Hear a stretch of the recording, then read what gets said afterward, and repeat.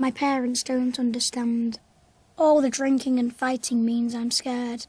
I'd like a cuddle, perhaps a bedtime story, but mostly I'd like them to stop shouting at me.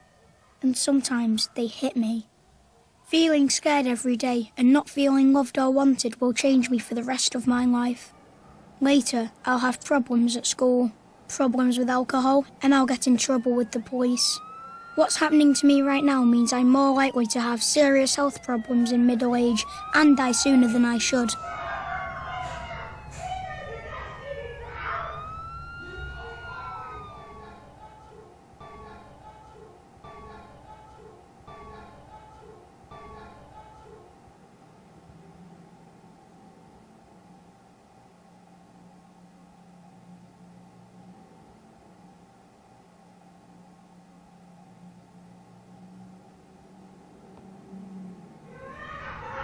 Doctors say my life is full of adverse childhood experiences, or ACEs.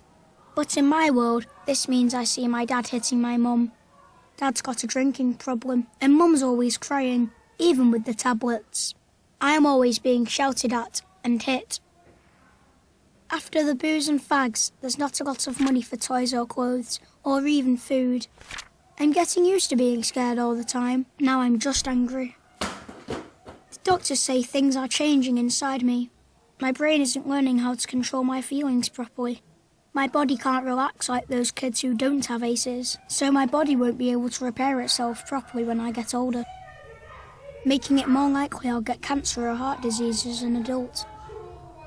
It hurts when my parents hit me, but the real damage is hidden, and that damage will be with me for life.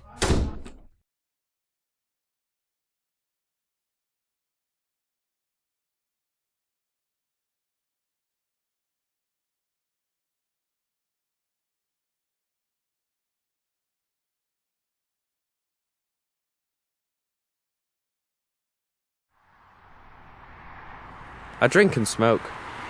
They say I'm out of control, but I'm not. It's just my way of coping with my ACEs.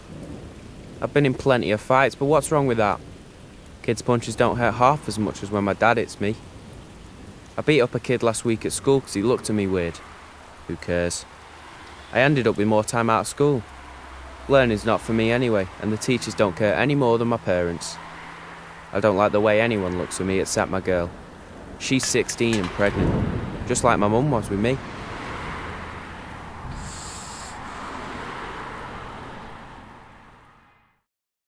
So this is where I've ended up. I've got diabetes and cancer's probably on the way. I know these kill you, but I couldn't do without them.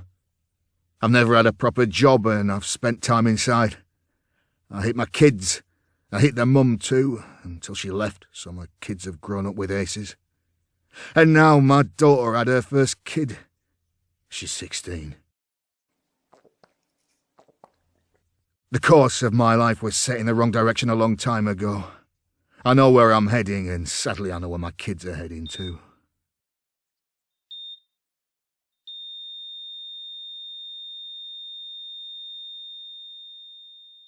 This doesn't have to happen. A little help in childhood makes a big difference to where life takes you. When I was a baby, the nurses noticed that my mum wasn't coping and helped her and explained how important my childhood is to the rest of my life. So, with a bit of help, she coped. The police came round after next door complained about the noise from Mum and Dad fighting. They asked how I was feeling. I told them I was scared all the time. Mum and Dad got help. The shouting got better and the hitting stopped. I even got some bedtime stories. I still had problems at school, but the teacher asked me about what was happening at home. I got help controlling my feelings. It wasn't a lot, but it was enough. I'm now married with 2 children, and I've got a job, most of the time. I haven't repeated the same problems with my kids. We got help when being a parent got too much. Our children are ACE-free, and that means their kids stand a good chance of growing up ACE-free as well. Almost half the people in England and Wales experienced one ACE as a child, and 1 in 10 of us suffered 4 or more ACEs. If we stop ACEs, millions of children would not become smokers or binge drinkers, and levels of violence in adults would be cut in half. Fewer ACEs in childhood also means fewer adults developing diseases like cancer, heart disease and diabetes in middle age. We all need to be ACE aware. Are you? Doctors, police, nurses, teachers, firefighters and most importantly parents. The more you know about ACEs, the more you can help stop children growing up with ACEs in their lives. And for those of you who have already suffered ACEs, the more you know, the more you can help yourself and others who have suffered ACEs cope.